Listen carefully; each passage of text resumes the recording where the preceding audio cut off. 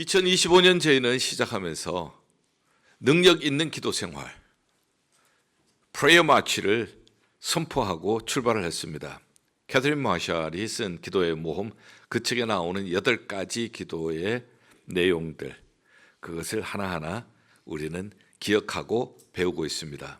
간구하는 기도, 무력함을 인정하는 기도, 꿈을 이루는 기도, 기다리는 기도, 포기하는 기도, 그리고 지난주에 은밀한 기도, 오늘은 즐거운 축복의 기도. 우리 한번 따라 할까요? 즐거운 축복의 기도. 우리가 이런 기도도 있는가? 즐거운 축복의 기도도 있는가? 있어요. 오늘 본문 말씀을 어디에서 뽑았는가 하면은 제가 마태복음 5장에서 본문 말씀을 뽑았습니다. 마태복음 5장, 6장, 7장을 우리는 산상수훈이라고 합니다.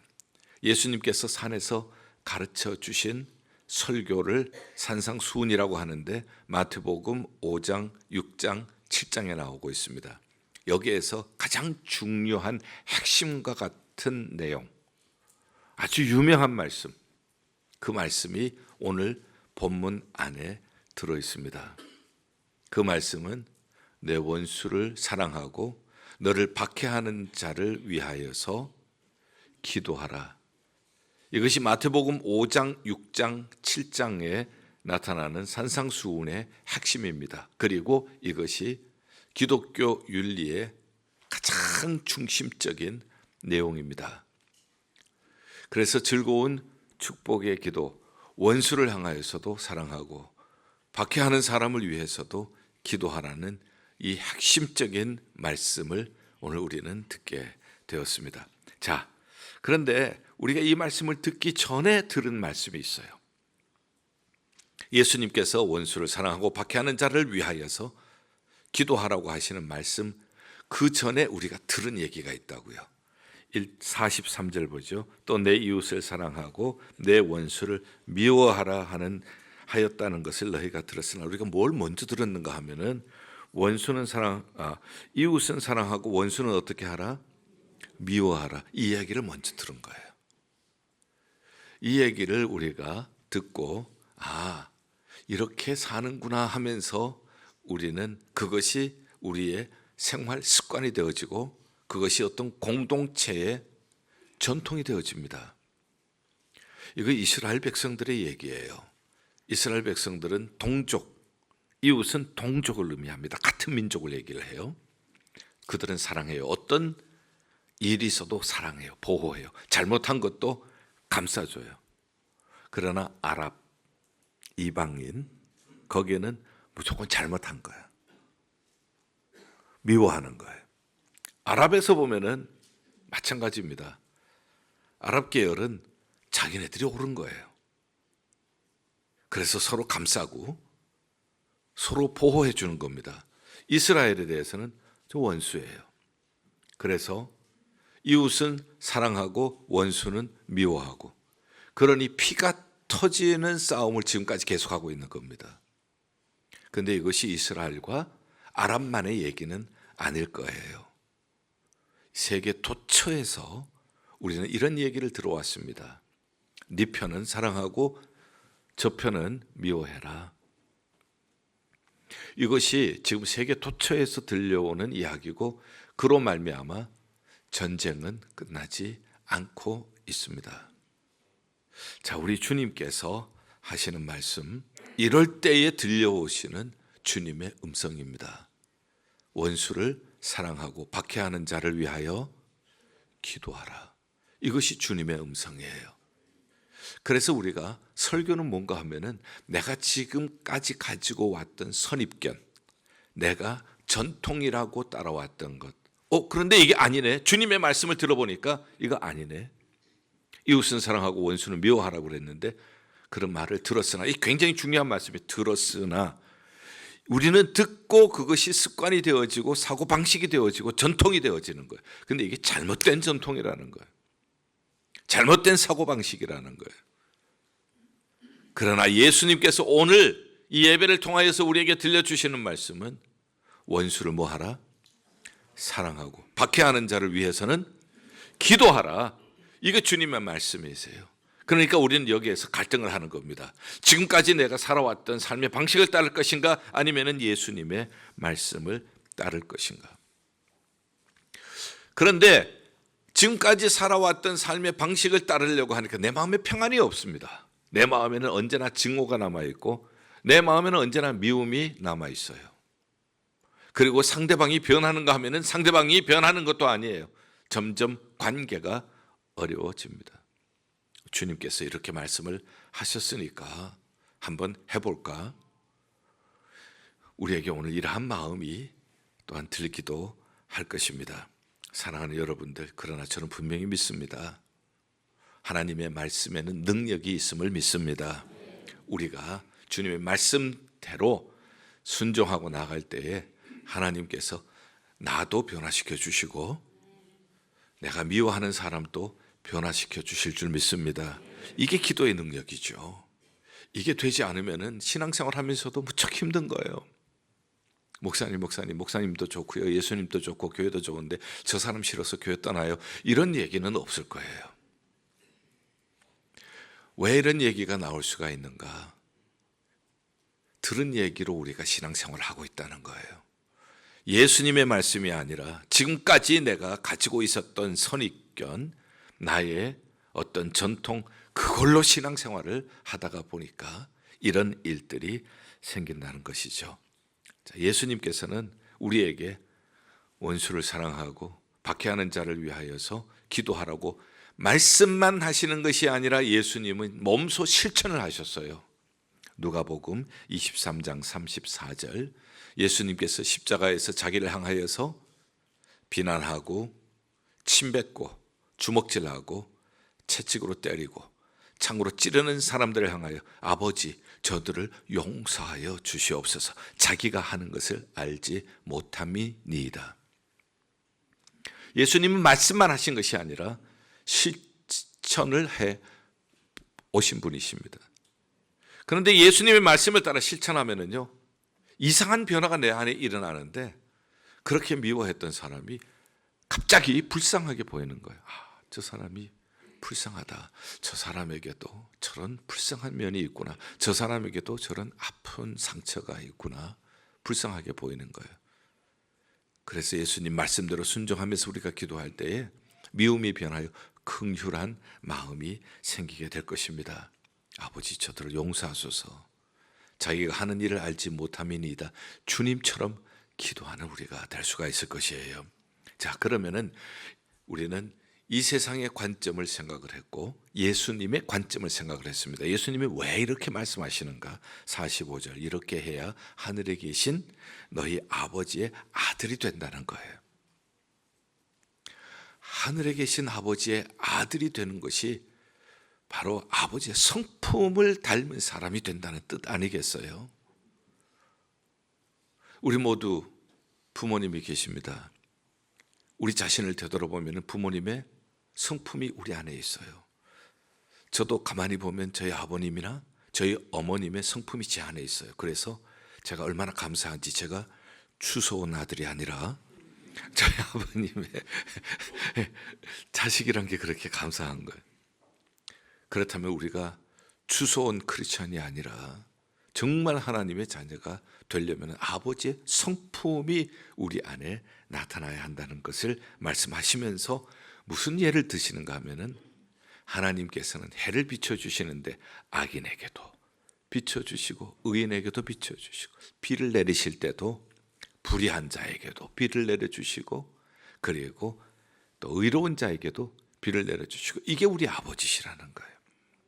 우리는 생각하기를 우리가 하나님의 자녀가 되었으니까 예수 안 믿고 예수 믿는 사람들을 욕하고 교회를 핍박하는 저 사람들에게는 비도 주지 마시고 햇볕도 비치지 마시고 이렇게 하면 속이 시원할 것 같은데, 하나님은 그렇게 안 하세요. 악인에게도 비를 주시고 해를 주시고 의인에게도 비를 주시고 또 해를 주시고, 그러니 악인 또 사업도 잘 되게 하시는 사람도 있고요, 악인 또 어디서든지 쑥쑥 프로모션 되는 사람들도 있고요, 이것을 우리는 일반 은총이라고 부릅니다. 자연 은총 혹은 일반 은총이라고 불러요. 하나님은 누구에게든지.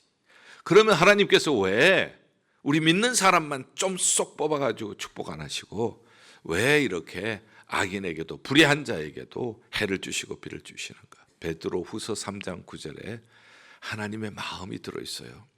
하나님의 사랑이 들어있어요. 하나님께서 이렇게 하시고 이유는 오래 참으사 한 사람이라도 회개하고 하나님 앞에 돌아와서 모두가 구원 얻게 되기를 하나님은 간절히 원하고 계십니다. 죽어버리면 안 되잖아요. 살아있는 동안 회개하고 돌아오도록 하나님께서 기다리십니다. 이것을 우리가 일반 은총이라고 얘기를 합니다. 그런데 일반 은총과 함께 생각을 해야 하는 것이 특별 은총이에요. 그것은 구원 은총이라고도 얘기할 수가 있습니다. 예수 그리스도를 믿는 사람은 구원 얻어서 하나님의 자녀가 됩니다. 우리가 자격이 있어서가 아니잖아요. 자격이 없지만 하나님께서 예수 그리스도를 이 자격이 없는 사람을 위하여서 십자가에서 피 흘려 구속함을 얻게 해 주셨습니다. 그를 믿는 자는 멸망치 않고 영생을 얻게 해 주셨습니다. 그러니 오늘 우리가 보면은 우리는 일반 은총도 받고 그 다음에 또 우리는 무슨 은총도 받았어요? 구원의 은총도 받고, 그러니 우리가 하나님의 은혜를 많이 받은 사람이라는 거예요. 하나님의 은혜를 많이 받은 사람이 하나님의 이 특별 은총을 받지 않은 사람들과 똑같아서야 되겠느냐 하는 겁니다. 그러면서 원수를 미워하고 이웃은 사랑하고, 이것은 이방인들도 할 수 있는 것이고 심지어는 세리들까지 할 수 있다는 겁니다. 세리는 당시에 가장 죄질이 무거운 사람이라고 생각을 한 것이 세리였습니다. 로마 정부와 결탁을 해서 자기 동족에게 피를 빨아내듯이 세금을 거두어서 로마 정부에 바치고 자기 주머니에 또 일부를 집어넣고, 그러니 아주 악한 사람의 대명사가 세리예요. 그런 악한 사람들도요, 자기 가족은 사랑할 줄 알고 자기 편은 사랑할 줄 알고 자기 동족은 사랑할 줄 알아요. 그리고 이방인은 자기 편이 아닌 사람은 미워할 줄 안다고요. 그런데 하나님의 자녀가 된 사람, 특별 은총을 받은 사람들이 세리들처럼 해서 되겠느냐는 거예요. 일반 은총뿐만 아니라 특별 은총까지 받은 사람이 세리들이 하는 것처럼 내 가까운 사람은 사랑하고 막 덮어주고, 그 다음에 내가 싫어하는 사람, 내가 미워하는 사람, 그런 사람들은 미워하고 잘한 것도 칭찬도 하지 않고, 그러면 뭐가 다르겠냐는 거예요. 하나님의 아들이라고 불릴 수가 있겠느냐는 겁니다. 그렇게 하고서 하나님 앞에 무슨 상을 받겠느냐는 거예요. 이것이 주님의 말씀입니다. 그러면서 주님께서는 말씀을 하시죠. 원수 갚는 것은 누구에게 맡겨라? 내가 참 나에게 고통을 주고 나를 힘들게 하는 사람, 원수 갚는 것은 하나님께 맡기고, 너는 뭘로 뭐를 이기라? 선으로 악을 이기라는 거예요. 그래서 정말 내가 생각하면은 마음 아프고 잠 못 자고 밤맛 떨어지고 이런 사람, 그 사람 목이 마르면은 시원한 냉수 한 그릇 떠주고요, 배고프면은 먹을 것 좀 갖다 드리고요, 이렇게 선으로 악을 이기지 악으로 악을 못 이겨요. 우리 주님께서는 이렇게 우리에게 가르쳐 주셨습니다. 너희가 들었거니와, 우리가 들은 것은 원수는 미워하고 이웃은 사랑하고 이렇게 들었지만, 예수님이 말씀하시는 것, 하나님의 자녀들이 살아야 하는 길, 그것은 원수를 사랑하고 핍박하는 사람을 위해서 기도하라. 그렇게 하는 이유 두 가지. 하나는 그렇게 해야 하나님의 자녀가 되고, 두 번째는 세리들도 그렇게 하는데 세리보다는 더 높은 삶을 살아야 되지 않는가, 죄인보다는 더 깊은 삶을 살아야 하지 않는가, 이 세상에 조롱받는 사람들보다 더 넓은 삶을 살아야 하지 않겠는가. 이것이 하나님의 자녀가 살아가야 할 길이라고 말씀을 해 주셨습니다. 자, 여기까지 이제 이해가 되었어요. 들리는 말씀, 그 다음에 주님의 말씀. 주님이 이렇게 말씀하신 이유도 들었습니다. 듣고는 우리가 머리에 지식이 생기는 거예요. 그런데 이것이 손으로 움직이려면은, 우리가 발로 움직이려면은 지식으로는 충분치 않습니다. 가슴까지 내려와야 돼요. 그래서 이 머리에 있는 지식, 지금 들어서 아시는 이 지식이 가슴까지 내려와야 합니다. 그런데 가장 긴 거리가, 가장 먼 거리가 머리에서 가슴까지가 가장 길대요. 우리 힘으로 내가 오늘 설교 들었으니까 해야 되겠지, 작정은 하지만은 예배당 문을 나가면서 잊어버려요. 우리 힘으로는 불가능합니다. 그러나 성령님이 도우시면은 가능합니다. 힘으로도 능으로도 안 돼도 하나님의 성령으로는 될 줄 믿습니다. 그래서 지금 제가 전한 이 말씀이 머리에서 가슴으로 내려오는 그러한 은혜가 있기를 바랍니다. 성령님께서 이 말씀을 통하여 여러분들을 도와주시기를 간구합니다. 자, 예를 들면서 이제 머리에 있는 내용이 가슴으로 내려오도록 한번 이렇게 예를 한번 들어보겠습니다. 기도의 모험을 쓴 캐서린 마샬이 그 책에서 즐거운 축복의 기도를 설명하면서 든 예화예요. 자기 친구가 워싱턴 DC에 사는 친구가 있습니다. 그 친구가 책을 빌려서 돌려주기 위해서 이제 캐서린 마샬을 방문을 했습니다. 그런데 그 친구의 이름은 엘렌인데요. 이 엘렌이 마음이 편치가 않아 보입니다. 무슨 걱정거리가 있냐 하니까 우리 집이 요즘 말이 아니라고, 우리 집이 요즘 굉장히 참 어렵다고. 왜 그러냐 했더니 고모하고 같이 살고 있는데 이 고모는 이제 자녀들에게 계속해서 지적을 하는 거예요. 그리고 잔소리를 하는 거예요. 왜 그거 옷은 왜 거기 뒀니? 넌 왜 이것은 이렇게 했니? 너는 왜 그렇게 밥 먹는 게 그 모양이니? 뭐 사사건건이 잔소리하는. 그 애들이 싫어하는 거죠. 고모가 싫다는 거예요. 그런데 자기는 중간에서 애들 편을 들 수도 없고 고모 편을 들 수도 없고 너무너무 자기가 힘든다는 거예요. 그래서 기도를 해봤어요. 기도를 해서 하나님, 고모를 변화시켜 주시옵소서. 고모가 잔소리꾼이 되지 않게 해주십시오. 뭐 이렇게 기도했는데 아무리 기도를 해도 고모는 변하지 않더라는 겁니다. 이 고민을 털어놓았을 때 캐서린 마샬이 자기 친구에게 이렇게 조언을 합니다.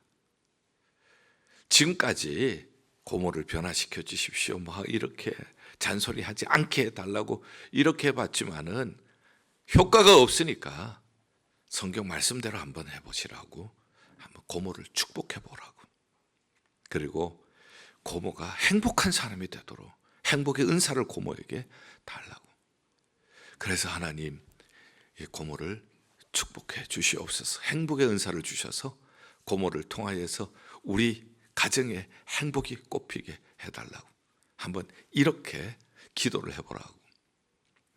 그랬더니 이제 뭐 다른 방법이 없잖아요. 다른 방법이 없으니까 이제 집으로 돌아가서 그런 기도를 드립니다. 일주일 후에 전화가 왔어요.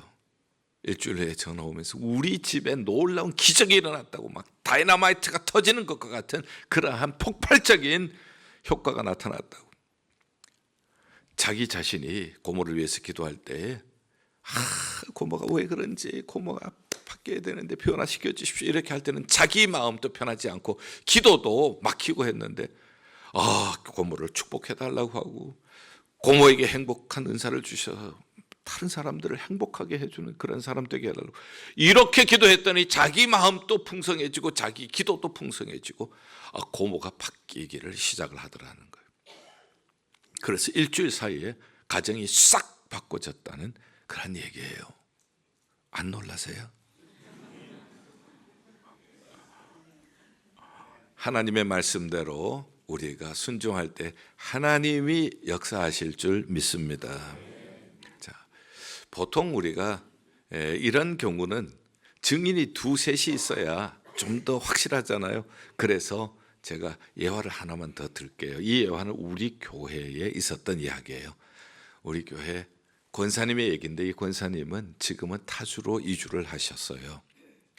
그 권사님이 어느 날 우리가 베이사이드에 있을 때인데, 베이사이드에 우리가 새벽 기도했던 곳은 스모거스 보드룸이라고 하는 거기에서 새벽 기도를 했습니다.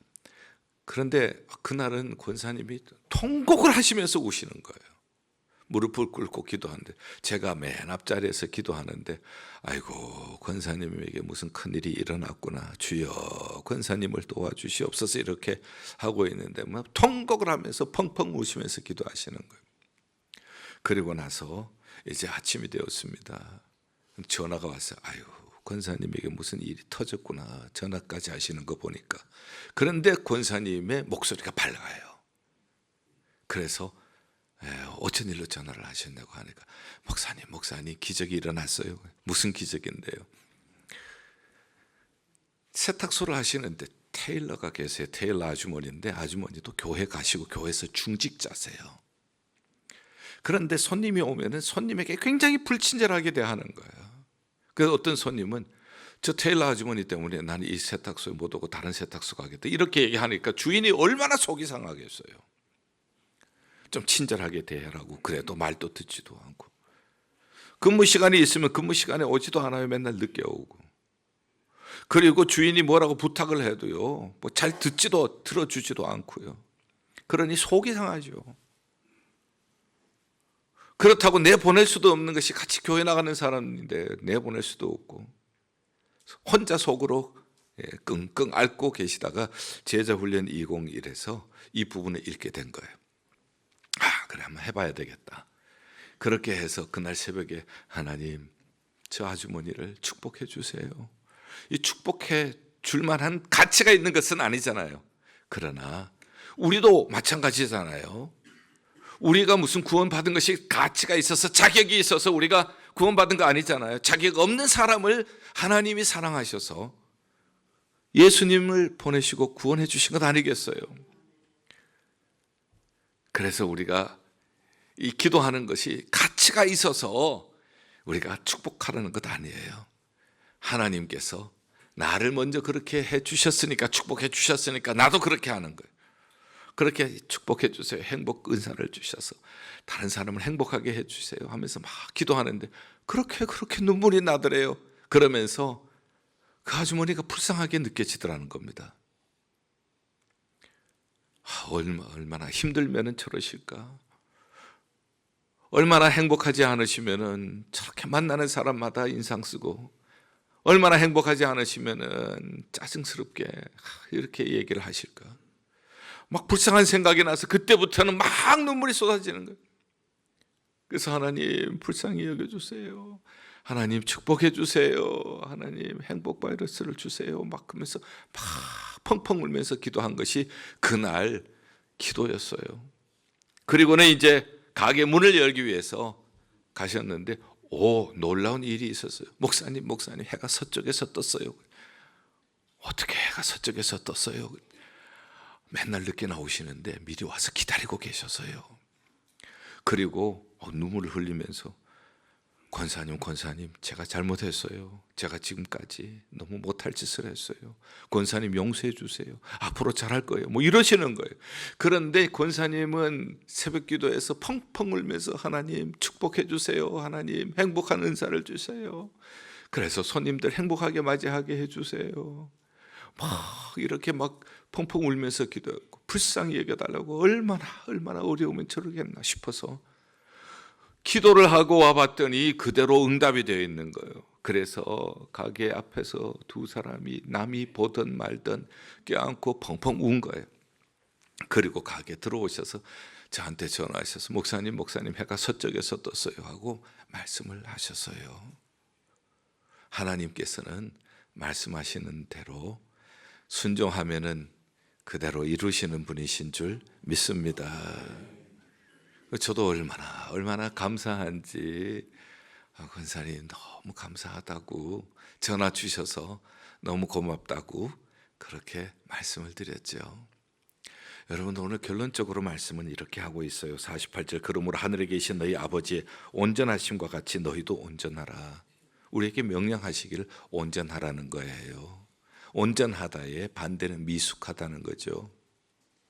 우리가 하나님의 자녀가 됐는데 일반 은총 받은 사람 하는 것처럼, 세리들 하는 것처럼 내가 좋아하는 사람은 사랑하고 미워하는 사람은 원수는 미워하고, 이것은 세리들도 하고 죄인들도 하는, 구원의 은총을 받지 않은 사람도 하는 일인데 구원의 은총까지 받은 우리가 너희가 더하는 것이 무엇이냐?